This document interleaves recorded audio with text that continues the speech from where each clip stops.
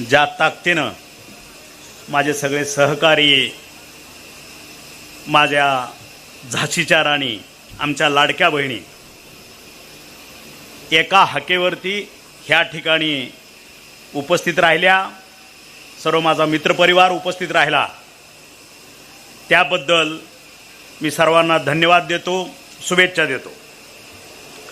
आज ही भूमिका मांडत असताना आपलं महाराष्ट्राचं दैवत, आराध्य दैवत छत्रपती शिवाजी महाराज परत एकदा अभिमानानं सांगावंसं वाटतं, भारताचं हिंदू हृदय सम्राट बाळासाहेबजी ठाकरे, आनंदजी दिघे साहेब सर्वसामान्य समाजातील, मराठा समाजातील, गरिबीतील असलेला हा माझा नेता, महाराष्ट्र राज्याचे उपमुख्यमंत्री एकनाथजीभाई शिंदे,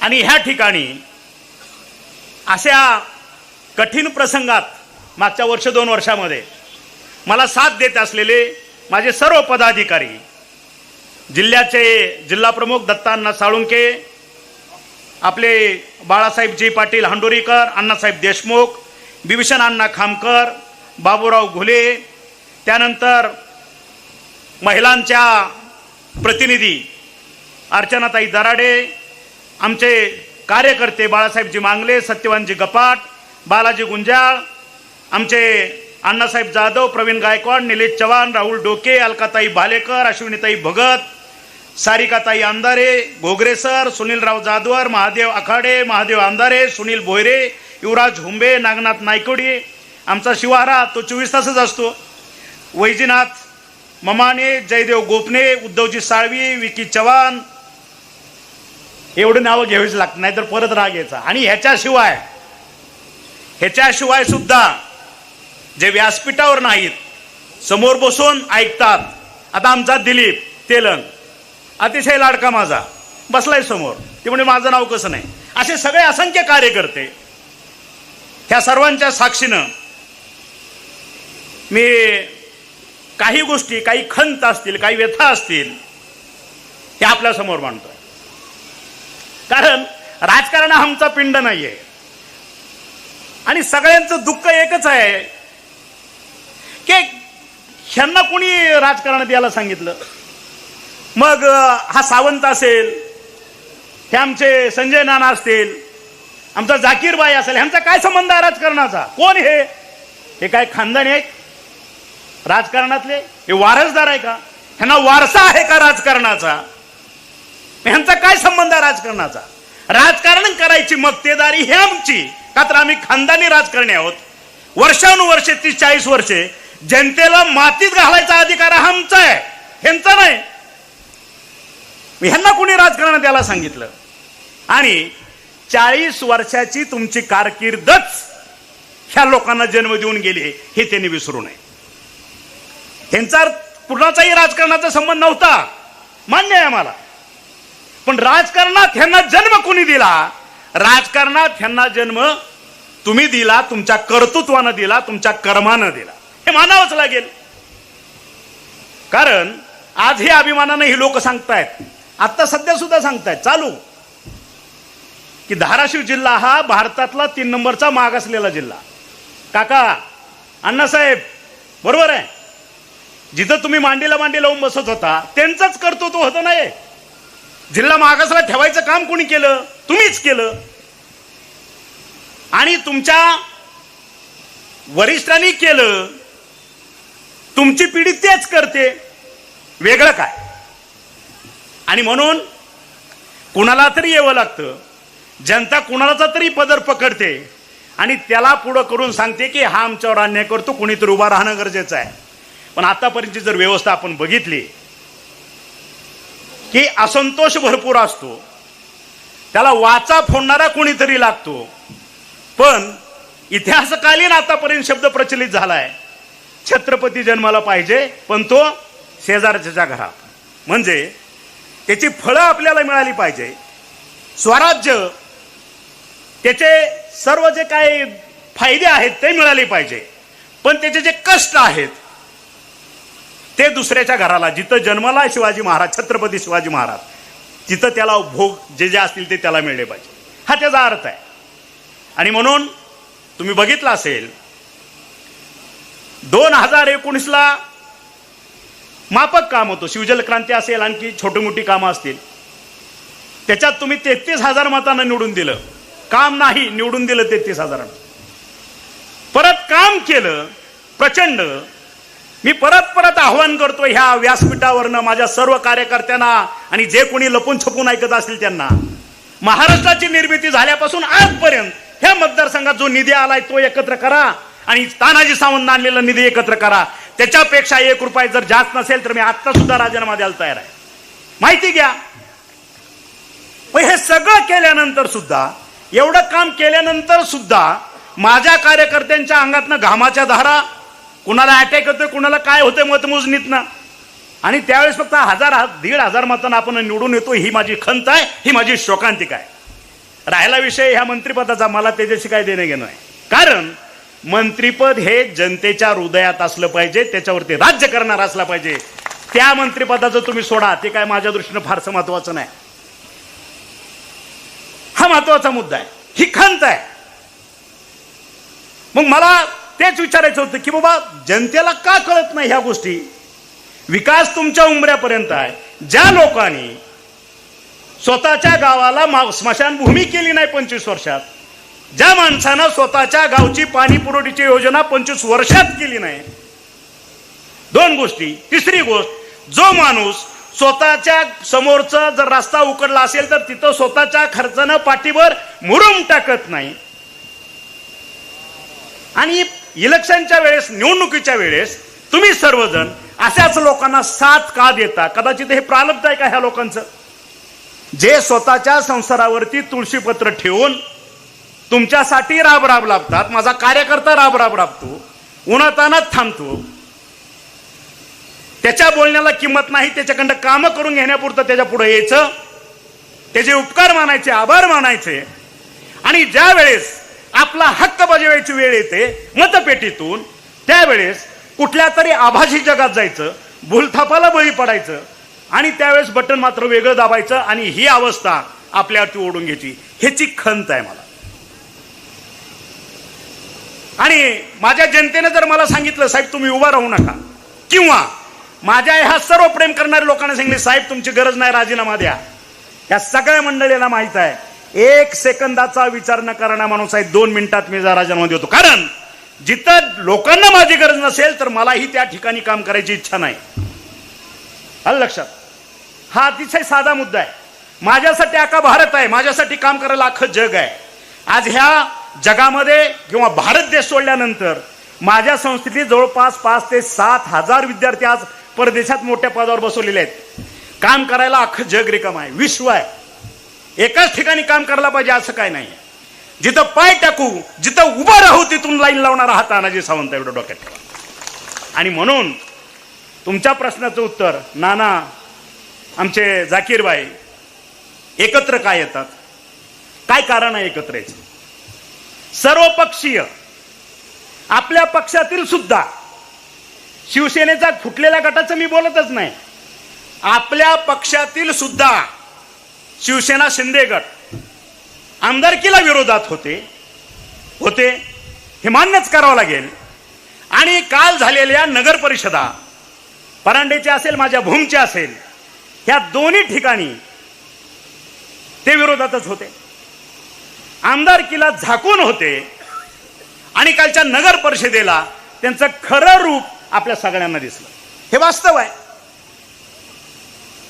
आणि मग मी असं म्हणेन, परत जे खंत आहे ती खंत आहेच. ज्यावेळेस महापूर आला, अतिवृष्टी झाली, मी आलो नाही, माझी खंत होती, 6 महिने अगोदर मी आलो नाही. पण ज्या वेळेस माझ्या जनतेवरती संकट ओढावलं त्यावेळेस पहिला उडी घेणारा हा तानाजी सावंत त्या ठिकाणी होता. हे काय भाषणबाजी नाही, हे वास्तव आहे. आणि मग मला सांगा नाना माझे जाकीरबाई, एक मुठभर तांदूळ एकाच्या शेतकऱ्याच्या घरी जाऊन दिले का, एक मुठभर ज्वारी, तू उपाशी मरतोय, पाऊस आलाय, पूर आलाय, तुझं वाहून गेले, जनावर ढोर गेलं, तुझं शेती वाहून गेली, ऊस वाहून गेला, पिकं गेली, सोयाबीन गेलं, तुझ्या घरात उभा राहायला जागा नाही, छप्पर फाटलं, छप्पर वाहून गेलं. ही मुठभर एक तुझा एक माझ्याकडे जेवढं शक्य आहे एक मुठभर तुला ज्वारी मी देतोय, त्याच्यातनं तुझं 2 दिवसाचं भागव. एक पट्ट्या जे आज विरोधात एकत्र होते, एक जण समोर आला का पार या टोकापासून ते खालच्या टोकापर्यंत उमरग्यापर्यंत. मग एवढं सगळं करत असताना माझी पोरं सगळे माझे कार्यकर्ते जीवाला जीव देणारा आज जे समोर बसलेला आहे, रात्र दिवस तसल्या महापुरात दोरे बांधून, दोऱ्या लावून, कासरे लावून, ओढण्या लावून त्यांना जे काही शक्य आहे ते त्यांच्यापर्यंत पोहोचवायचा प्रामाणिक प्रयत्न माझ्या लोकांनी केला. त्याला 1-2 महिने अजून झाले नाहीत आणि इलेक्शन लागले नगर परिषदेचे, आणि इलेक्शन लागल्यानंतर परत तुम्ही सर्व जनता विसरून गेली. आपल्या मदतीला कोण आणि आपल्या विरोधात कोण, ह्याचं नेमकं गणित मला तरी समजलेलं नाही. हे प्रचंड अस्वस्थता ज्याला आपण म्हणू ह्या गोष्टीची, कारण जे आम्हाला बाळासाहेब ठाकरेंनी आदेशित केलेलं आहे, जी प्रेरणा आम्ही त्यांच्यापासून घेतलेली आहे, एकच प्रेरणा आहे आमची, 80% समाजकारण आणि 20% राजकारण. तुम्ही बघा अतिवृष्टीच्या काळात, आणि आज भूमपरांडावासी आपल्या तिन्ही तालुक्याला माहीत आहे, जर 2016ला घोगरे सरच्या माध्यमातून आमचे गपाट साहेब असतील, सगळे त्या त्या ठिकाणचे कार्यकर्ते असतील, या सगळ्यांच्या माध्यमातून जर शिवजल क्रांती झाली नसती तर या महाप्रलयामध्ये, ह्या अतिवृष्टीमध्ये गावच्या गावं वाहून गेली असती. कमीत कमी 1000-2000 लोक आपले त्याच्यामध्ये मृत्युमुखी पडले असते. हे वास्तव आहे, कुणी माना अथवा न माना. ते केल्यामुळे हे पाणी जे झालं, जे कधी न भूतो न भविष्यती, हे पाणी त्या नद्यांनी, त्या ओढ्यांनी त्या ठिकाणी पास झालं आणि आपला जीव वाचला. हे वास्तव आहे, हे बी मानायचं नाही. काम करणाऱ्यालाच जोडे, आणि ही लोक फक्त तुमच्या दारात येणार. कसं काय झालंय, असं झालं, हा बघतो, निघाला, काय झालं, असं झालं, निघालो, झालं. ह्या एवढ्या गोष्टीवरती तुम्ही ते इतक्या, मी म्हणेन प्रचंड मत माझ्या दृष्टीनं. मी जाकीरबाईला बोललो होतो, मी नानालाही बोललो होतो, 1 नगराध्यक्ष आणि 20 नगरसेवक, 21 आल्यावरच मी गुलाल अंगावर घेईन, अदरवाईज गुलाल घेणार नाही. आणि मी माझ्या मतावरती ठाम आहे, मी दोन्ही ठिकाणी गुलाल अंगावर घेतलेला नाही, मला मान्यच नाही. कुठं कमी पडली ही लोक, आमचा नाना कुठं कमी पडला, आमचे झाकीरबाई कुठं कमी पडले. आज सर्वसामान्य लोक त्याच्यावरती विश्वास ठेवतात. रात्रीचा दिवस करून ही लोक 24 तास जनतेसाठी अवेलेबल असतात. कोणाचा 12ला फोन येऊ द्या, रात्री 2ला येऊ द्या, 3 येऊ द्या, हॉस्पिटल असेल, कोणाचं काय असेल, ऍक्सिडेंट असेल, त्या ठिकाणी हे लोक हजर असतात. मग ह्या पद्धतीने आपण त्यांना न्याय देतो. आणि दुसरी गोष्ट काय, सगळे विरोधक एकत्र आले म्हणजे कोण, हेच लोक ना. आणि अण्णांनी त्याचं आज विस्तारीकरण केलं. कशा पद्धतीनं, की आपली मतं कमी झालेली नाहीत. अण्णा, मला मान्य आहे आपली मतं कमी झालेली नाहीत, फक्त 3000 का 2000 तुम्ही म्हणल्याप्रमाणे मतं कमी झाली. पण अण्णा, ज्या वेळेस आपण 2019ला उभा राहिलो त्यावेळेस 6 महिन्यातला 4 महिन्यातला असलेला निधी आणि पूर्ण 5 वर्ष काढल्यानंतर आपण ह्या तालुक्यासाठी आणलेला निधी, मतातला जो फरक आहे तो किती व्हायला पाहिजे होता, त्याला काही सांगायचे किंवा पंचांग बघायची गरज नाही. तुम्ही त्याचं जर विश्लेषण जरी दिलं असलं तर मी समाधानी नाही त्या गोष्टीवर. कारण समोरच्याला 1 लाख पडली का किती पडली ह्याच्याशी मला घेणं देणं नाही. पण आपलं मतदान हे त्या विकास जो केला, जी डेव्हलपमेंट केली, त्या डेव्हलपमेंटच्या मानानं कमीत कमी 1.5 लाखावर आपलं व्होटिंग व्हायला पाहिजे होतं. ही आपली तळमळ आहे, ती अपेक्षा होती, ते झालं नाही. आणि मग नेमका काय करायला पाहिजे, मग त्यांच्यासारखाच वागायचं का तेही सांगा. विकास नका करू साहेब, लोकप्रतिनिधीचं घटनेनं लिहून दिलेलं काम कदाचित मला कळत नसेल, हे जनतेला माहीत असेल.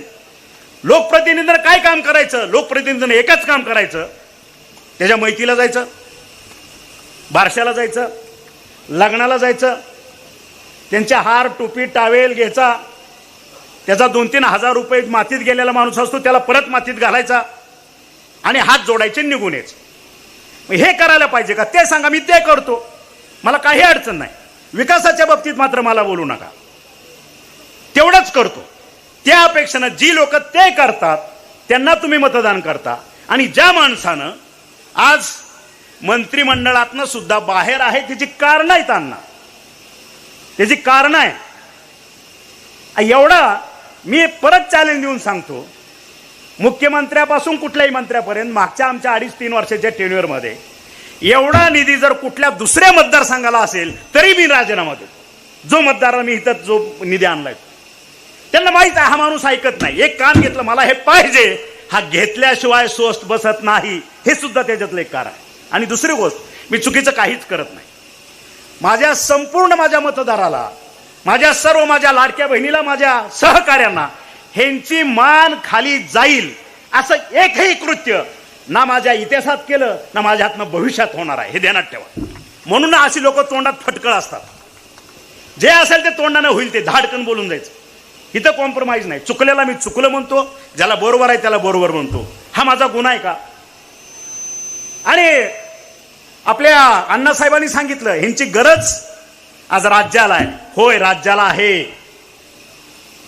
परत अभिमानानं सांगतो, छाती ठोकपणे सांगतो, कुणाला वाईट वाटलं असेल तर मला काय देणं नाही. लक्षात घ्या, माता सुरक्षित घर सुरक्षित हा उपक्रम आरोग्यमंत्री झाल्याबरोबर तानाजी सावंत 2022ला राबवला. बरोबर आहे. 4-4.5 कोटी माझ्या माता बहिणीच्या तपासण्या, त्यांच्या शस्त्रक्रिया मोफत माझ्या शासनाच्या दवाखान्यात केल्या. प्रायव्हेटमध्ये लागत असेल तर ती सुद्धा पूर्ण मदत त्या ठिकाणी केली. आणि तोच उपक्रम जे गेले 20 वर्ष 15 वर्ष सत्तेत बसलेले आहेत केंद्रात, तोच उपक्रम फक्त त्याचं हिंदीत नामांतर केलं आणि आपल्या भारताचे पंतप्रधान आपले मोदी साहेब यांच्या वाढदिवसा दिवशी तो उपक्रम देशभर राबवायला चालू केलं. मग गेले 15 वर्ष का सुचलं नाही हा उपक्रम घ्यायचा? असे मी बघितलं असेल पेपरला तुम्ही, 24 महिने 42 निर्णय. जे निर्णय घेतले ते कुठल्या कॉन्ट्रॅक्टरच्या हिताचे नाही घेतले. जे निर्णय घेतले ते कुठल्या व्यक्तीच्या हिताचे नाही घेतले. जे निर्णय घेतले ते माझ्या सर्वसामान्य जनतेसाठी, माझ्या वंचितासाठी, जे मागासलेपण आहेत ह्यांच्यासाठी घेतले. हे सत्तेचं दुःख नाही, हे सत्तेचं दुःख नाही. आणि तो दिवस उजडेल. आपण स्वस्त बसणारी माणसं नाही, हे महाराष्ट्रालाही माहीत आहे. आणि आपल्यातलं एक येड, माझ्या आमदारांच्या काहीतरी सौभाग्य होते का बोलले, आम्ही आपल्या भाषणात बोललो होतो ना आपल्या भूमला, काय तुमचा आमदार म्हणजे मी त्यावेळेस नानाचे तसं म्हणजे ते विमानतळ बांधणार होते, विमानानं इथं येणार होते. आता ह्यांच्या अकलेचे कांदे बघा. मी सर्व बार कौन्सिल जे आहे भूमचं, ह्या वकील मंडळी पुढं माझा प्रस्ताव सांगितला होता, संकल्पना. ज्याला कळतं त्याच्याशी बोलावं ना.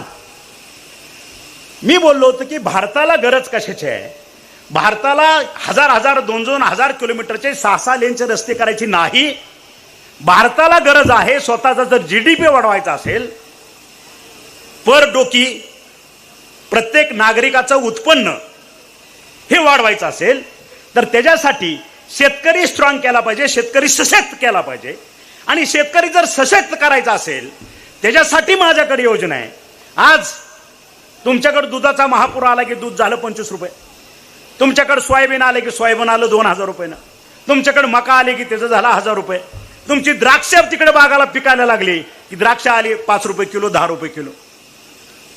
साधी गोष्ट आहे. मग आमचे टोमॅटो रस्त्यावर टाक, आम्ही आंदोलन कर. दुधाची कॅन रस्त्यावर होत, आम्ही आंदोलन करायचं.